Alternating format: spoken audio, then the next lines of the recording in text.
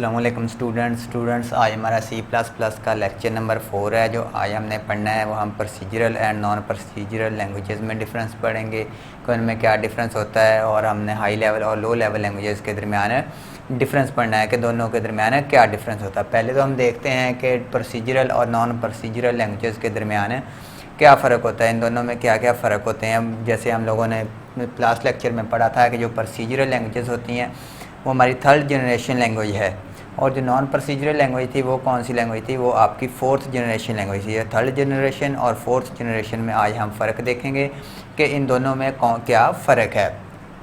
सबसे पहले तो इन दोनों का जो फ़र्क आता है वो पहला क्या है, टेल्स जो प्रोसीजरल लैंग्वेज है उसमें हमें बताना पड़ता है कंप्यूटर को कि what to do and how to do. हम बताते हैं कंप्यूटर को कि आपने क्या करना है और कैसे करना है। अगर आपने कोई इंस्ट्रक्शन लिखनी है प्रोसीजरल लैंग्वेजेस में, आपने प्रोसीजरल लैंग्वेज में आपने कंप्यूटर से कोई काम करवाना है, उसको बताना है, तो आप क्या करेंगे, व्हाट टू डू क्या करना है कंप्यूटर को ये भी बताना है, and how to do computer को ये भी बताएंगे कि आपने इस काम को कैसे कैसे करना है।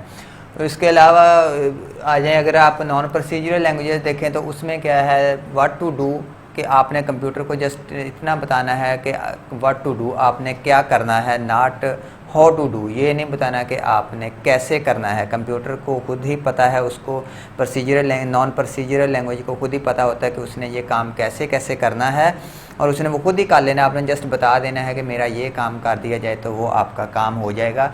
आपको ये बताने की ज़रूरत नहीं पड़ेगी कि आपने उस काम को कैसे कैसे करना है। इसलिए ये हमारे लिए ईजी होगी यूज़ करनी non procedural language as compare to procedural language, क्योंकि उसमें हमें दोनों चीज़ें बतानी पड़ती हैं कि किसी काम को कैसे करना है, कि क्या काम करना है और उस काम को कैसे परफॉर्म करना है। लेकिन नॉन प्रोसीजरल में ऐसा कुछ भी नहीं, इसमें जस्ट हम कह दें कि मुझे ये काम करके दे दो, और ये नहीं बताना पड़ेगा कि आपने इस काम को कैसे कैसे करना है। उसके बाद आ जाएगा जो प्रोसीजरल लैंग्वेज है वो क्या है, डिफ़िकल्ट टू लर्न है। हमारे लिए उसको लर्न करना मुश्किल है, क्योंकि उसमें हमें हर चीज़ बतानी पड़ती है कि कैसे कैसे काम को करना है, कैसे क्या काम करना है और कैसे कैसे करना है। तो आपको लिखना भी ज़्यादा पड़ेगा, बहुत सारी इंस्ट्रक्शन देंगे, बहुत सारी हिदायत आप कंप्यूटर को देंगे, तब जाके कंप्यूटर आपका काम करेगा। लेकिन non as compare to non procedural language में क्या होगा कि ईज़ी टू लर्न है। ये आपको इसको लर्न करना बहुत ही आसान है, क्योंकि इसमें आपने सिंपल कुछ ही आपने लाइंस लिखनी पड़ती हैं, आपको इंस्ट्रक्शन बहुत स्मॉल लिखनी पड़ती हैं, तो आप इजीली उसको लर्न कर सकते हैं। क्योंकि कंप्यूटर को आपने जस्ट बताना है कि मुझे ये काम कर दो, आपको इतनी ही लिखनी होगी कि ये काम करना है, ये नहीं बताना होगा कि इस काम को कैसे कैसे करना है। इसलिए ये हमें लर्न करना बहुत ही ईजी है हमारे लिए। और तीसरा डिफरेंस आ जाता है डिफ़िकल्ट टू डिबग। आप अगर इसमें कोई एरर वगैरह आई थी, प्रोसीजरल लैंग्वेज में डिबगिंग बहुत मुश्किल है कि एरर आ जाती हैं, आप में कोई भी किसी भी तरह की कोई एरर है उसको रिमूव करना है आपने, वो आपके लिए बहुत मुश्किल है उसको ढूंढना, क्योंकि जो उसका कोड होता है, जो उसकी इंस्ट्रक्शन होती हैं वो बहुत ही लेंथी होती हैं, तो उसमें आपको एरर्स फाइंड करना बहुत मुश्किल काम होता है आपके लिए। लेकिन अगर आप नॉन प्रोसीजरल लैंग्वेज में देखें, उसका कोड होता है वो स्मॉल होता है, तो उसमें आपको डिबगिंग आपके लिए आसान होती है। आपके उस एरर वगैरह कोई भी आ जाए तो वो आपको फाइंड करने बहुत ही ईजी होते हैं। उसके बाद नेक्स्ट इनके दरमियान डिफरेंस है required large number of procedural instruction. अगर आपने प्रोसीजर लैंग्वेज में आपने कोई इंस्ट्रक्शन लिखनी है तो उसके लिए आपको बहुत सारी हिदायत लिखनी पड़ेंगी, वो इंस्ट्रक्शन आपको बहुत लेंथी लिखनी पड़ेंगी, डिटेल के साथ आपको कंप्यूटर को बताना पड़ता है what to do and how to do, क्या करना है कैसे करना है, उसके लिए आपको बहुत सारा लिखना पड़ेगा, इंस्ट्रक्शन बहुत ज़्यादा हो जाती हैं आप प्रोसीजरल लैंग्वेज में। लेकिन अगर आप नॉन प्रोसीजरल लैंग्वेज यूज़ करते हैं तो उसमें आपको फ्यू इंस्ट्रक्शंस लिख के आप चंद एक इंस्ट्रक्शन के ज़रिए ही अपना काम करवा सकते हैं कंप्यूटर से। उसके बाद नेक्स्ट इनके दरमियान डिफरेंस आ जाता है यूज बाय प्रोफेशनल प्रोग्रामर्स। जो प्रोसीजरल लैंग्वेजेस हैं वो प्रोफेशनल प्रोग्रामर यूज़ करते हैं, जिनको प्रोग्रामिंग की अच्छी सूझबूझ हो, अच्छी तरह से उनको समझ हो, वो इसको यूज़ करते हैं, क्योंकि इसमें आपको कोड लिखना भी मुश्किल होता है, आपको डिबग करना भी मुश्किल होता है, आप इसलिए इसे वो प्रोफेशनल प्रोग्रामर ही यूज़ करते हैं। लेकिन जो नॉन प्रोसीजरल लैंग्वेज है वो use bye non professional programmer, non professional programmer भी यूज़ कर सकता है इसको, कोई आम यूज़र भी इसको यूज़ कर सकता है। जस्ट उसको थोड़ा बहुत बताना पड़ता है कि इसको ऐसे ऐसे यूज़ करना है, तो वो उसको ईजीली फिर उसको यूज़ कर सकता है।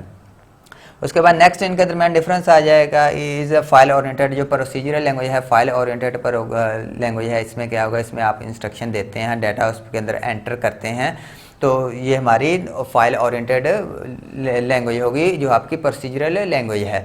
और ये नॉन प्रोसीजरल लैंग्वेज है, ये डाटाबेस ओरिएंटेड है। इसमें क्या होगा, इसमें आप रिपोर्ट्स वगैरह अपनी जनरेट करते हैं। आपने जस्ट एक क्यूरी वगैरह दी है, एसक्यूएल जैसे आप लोगों को बताया था, 2 एसक्यूएल इसकी बताई थी, और आरपीजी रिपोर्ट प्रोग्राम जनरेटर आपको बताया था कि ये 2 लैंग्वेजेस हैं।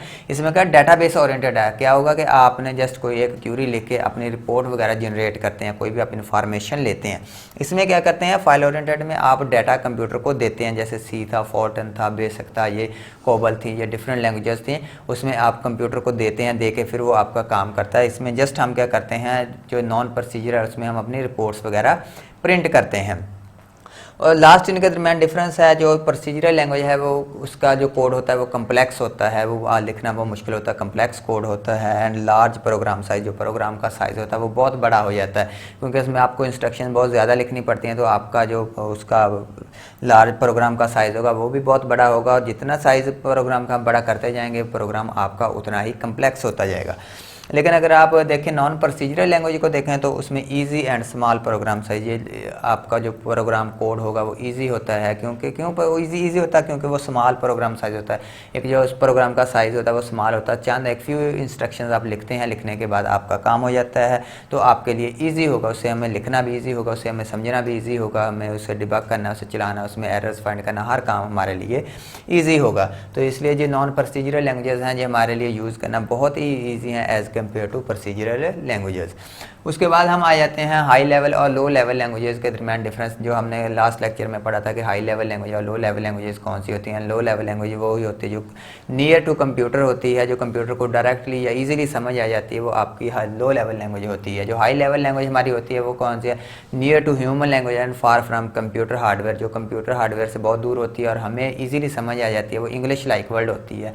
लो लेवल में हमने 2 पढ़ी थी, हमने एक मशीन लैंग्वेज पढ़ा था, एक असेंबली लैंग्वेज पढ़ी थी। मशीन लैंग्वेज हमने जो पढ़ी थी वो होती है कंप्यूटर की, जो जिस कंप्यूटर को जो डायरेक्ट समझ आती है वो हमारी मशीन लैंग्वेज होती है। जो असेंबली थी वो 1 स्टेप हायर लैंग्वेज थी, मशीन लैंग्वेज थी, वो भी लो लेवल लैंग्वेज ही है। वो भी हमें समझ आती है ना कंप्यूटर को समझ आती है, दोनों को ट्रांसलेट करनी पड़ती है। लेकिन जो मशीन लैंग्वेज थी वो क्या था, उसमें क्या था कि वो कंप्यूटर को डायरेक्ट ही समझ आती है, वो उसको ट्रांसलेट नहीं करना पड़ता था। उसके बाद हाई लेवल लैंग्वेज हमने पढ़ी थी, वो उसकी सी आ जाती थी, बेसिक, फोर्टन, कोबल, जावा, इस तरह से बहुत सारी लैंग्वेजेस हैं जो इंग्लिश लाइक वर्ड्स में लिखी जाती हैं। उसमें सिम्बल्स आप कोड यूज़ करते हैं लिखने के लिए। इनके दरमियान डिफरेंस आ जाए जी। पहला है high level language, easy to learn. आप के लिए, हमारे लिए, इंसान के लिए हाई लेवल लैंग्वेज को लर्न करना बहुत आसान है, क्योंकि वो इंग्लिश में लिखी जाती है, तो हम इंग्लिश को ईजीली समझ सकते हैं। तो हमारे लिए बहुत ही आसान है हाई लेवल लैंग्वेज को लर्न करना। लेकिन एज़ कम्पेयर टू अगर देखें लो लेवल लैंग्वेज को, तो डिफ़िकल्ट टू लर्न, तो उसको आपको लर्न करना बहुत ही मुश्किल काम होता है लो लेवल लैंग्वेज को, क्योंकि उसमें जो सारी की सारी इंस्ट्रक्शन होती हैं वो 0 एंड 1 की फॉर्म में लिखी जाती हैं। तो 0 एंड 1 की फॉर्म में लिखी हुई इंस्ट्रक्शंस को हमें लर्न करना बहुत ही मुश्किल होता है, हम ईज़िली उसको समझ नहीं सकते। अगर आपने समझना भी उसको लिए आपको बहुत सारा टाइम, बहुत सारा नॉलेज रिक्वायर होगा उसको लैंग्वेज को समझने के लिए। सेकंड डिफरेंस उनके दरमियान आ जाता है नियर टू ह्यूमन लैंग्वेज। जो हाई लेवल लैंग्वेज है वो ह्यूमन लैंग्वेज के बहुत ही करीब है, जो इंसान की ज़बान है उसके बिल्कुल करीब है। जैसे हमारी इंग्लिश है, इंग्लिश की तरह ही की ये लैंग्वेज होती है। जैसे आपने कोई चीज़ प्रिंट करवानी है तो उसके लिए आप जस्ट एक कमांड प्रिंट देते हैं, आपने इनपुट करने के लिए इनपुट लफ्ज़ देते हैं। ये इस तरह से इंग्लिश की तरह के वर्ड हम यूज़ करते हैं, हमारी ज़बान के ये बहुत ही करीब है। लेकिन जो लो लेवल लैंग्वेज है फार फ्राम ह्यूमन लैंग्वेज, इंसान की ज़बान से ये बहुत दूर है, इंसान को बिल्कुल भी समझ नहीं आती। क्यों दूर है? क्योंकि ये सारी की सारी 0 एंड 1 की फॉर्म में होती है, बाइनरी फॉर्म में होती है। तो ये कंप्यूटर के बहुत करीब है, नियर टू कंप्यूटर है, फार फ्राम ह्यूमन है आपकी लो लेवल लैंग्वेज। लेकिन जो हाई लेवल लैंग्वेज है वो नियर टू ह्यूमन लैंग्वेज है and far from computer language है, कंप्यूटर से बहुत दूर है, इंसान के बहुत करीब है।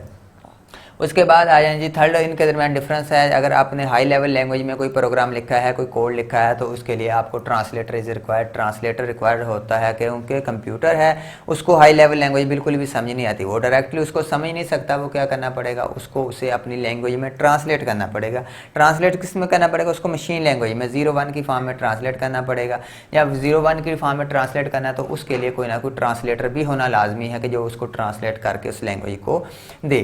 तो इसके लिए हाई लेवल लैंग्वेज के आपके पास ट्रांसलेटर होना लाजमी है। लेकिन अगर आप लो लेवल लैंग्वेज देखें तो उसमें नो ट्रांसलेटर रिक्वायर, आपको ट्रांसलेटर की कोई ज़रूरत नहीं होती, क्योंकि वो कंप्यूटर की डायरेक्ट लैंग्वेज होती है। कंप्यूटर उसको डायरेक्टली ईजीली अंडरस्टैंड कर सकता है कि उसको समझना हो तो उसने किसी को ट्रांसलेट नहीं करना, डायरेक्ट उसको समझ आ रही है तो उसको समझ लेगा। जैसे हम देखते हैं कि अगर मैं कहता हूँ मुझे उर्दू आती है तो मैंने इंग्लिश को समझना है, तो मैं क्या करूँगा, तो मुझे कोई ऐसा बंदा ढूंढना पड़ेगा जिसको इंग्लिश और उर्दू दोनों आती हो, तो वो इंग्लिश की बात सुन के उसको उर्दू में ट्रांसलेट करके मुझे दे। यही हाई लेवल लैंग्वेज का काम है।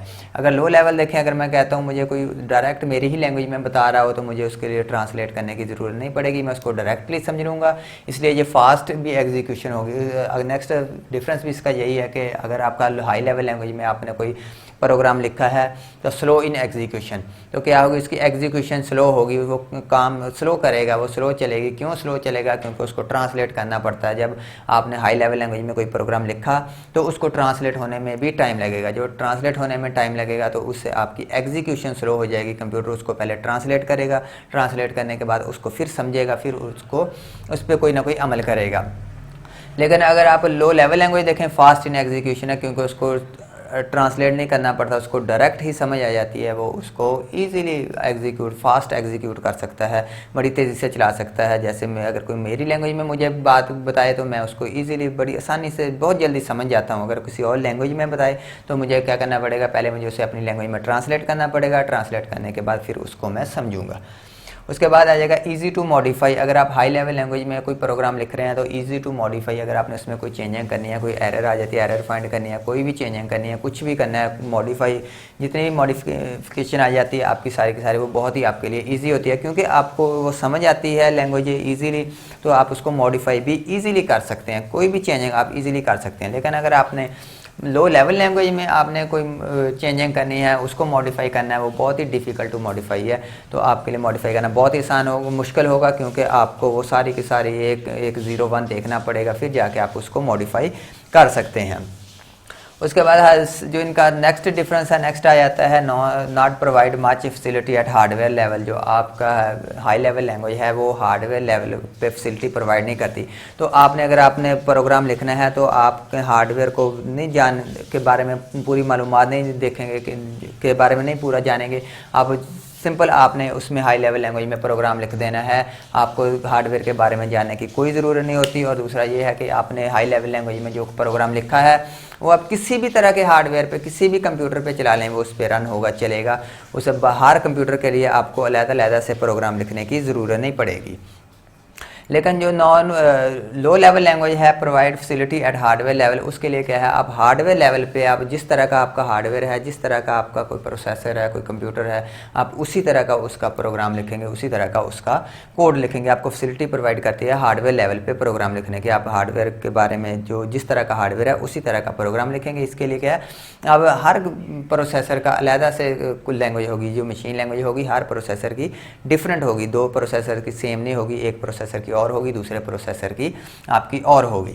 उसके बाद नेक्स्ट इनका डिफरेंस आ जाता है deep hardware knowledge not required. आपके हाई लेवल लैंग्वेज के लिए आपको हार्डवेयर का डीप नॉलेज रिक्वायर नहीं होता, आपको हार्डवेयर के बारे में बहुत ज़्यादा मालूमात लेने की ज़रूरत नहीं होती। आप सिंपल किसी भी लैंग्वेज में कोई भी प्रोग्राम लिख दें, आपके किसी भी हार्डवेयर पे वो काम करेगा, किसी भी हार्डवेयर पे वो चल जाएगा। आपको कोई नॉलेज नहीं उसके लिए रिक्वायर होता हार्डवेयर का, कि आप पहले हार्डवेयर का नॉलेज लें फिर आप हाई लेवल लैंग्वेज में कोई प्रोग्राम लिखें। अगर आप लो लेवल लैंग्वेज में देखें तो उसके लिए आपको हार्डवेयर का डीप नॉलेज होना लाजमी है। पहले आपने हाई लो लेवल लैंग्वेज में प्रोग्राम लिखना है तो उसके लिए क्या है, पहले आपको हार्डवेयर के बारे में मुकम्मल मालूमात लेनी पड़ेंगी, हार्डवेयर का नॉलेज होगा मुकम्मल, फिर आप उस हार्डवेयर के हिसाब से कोई एक प्रोग्राम उसका लिखेंगे। तो आपने एक हार्डवेयर का डिफरेंट होगा, अगर दूसरे हार्डवेयर के लिए प्रोग्राम आपने लिखना लो लेवल में तो उसके लिए आपको फिर से उस हार्डवेयर को समझना पड़ेगा, फिर से आप जाके उसमें प्रोग्राम लिख सकते हैं उसके लिए। जो लास्ट डिफरेंस आ जाता है इनका use to write application program. जो हाई लेवल लैंग्वेज है वो एप्लीकेशन प्रोग्राम्स के लिए यूज़ होती है। जो हमारी डिफरेंट एप्लीकेशन प्रोग्राम्स हम यूज़ करते हैं, देखते हैं रियल लाइफ में, हमारे वो जो हम डिफरेंट टास्क परफॉर्म करने के लिए यूज़ करते हैं, वो उनके लिए हमारी एप्लीकेशन प्रोग्राम्स के लिए हाई लेवल लैंग्वेज यूज़ होती है।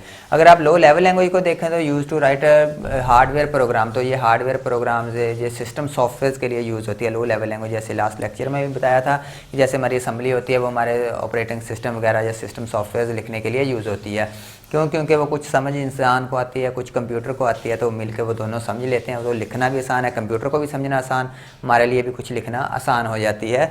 तो ये आपके जितने भी हार्डवेयर प्रोग्राम है, आपके सिस्टम सॉफ्टवेयर हैं, सारे के सारे लिखने के लिए हम लो लेवल लैंग्वेजेस यूज़ करते हैं, क्योंकि उसको ट्रांसलेट उसे कम करना पड़ता है, इसलिए वो ईजिली उसको समझ सकता है।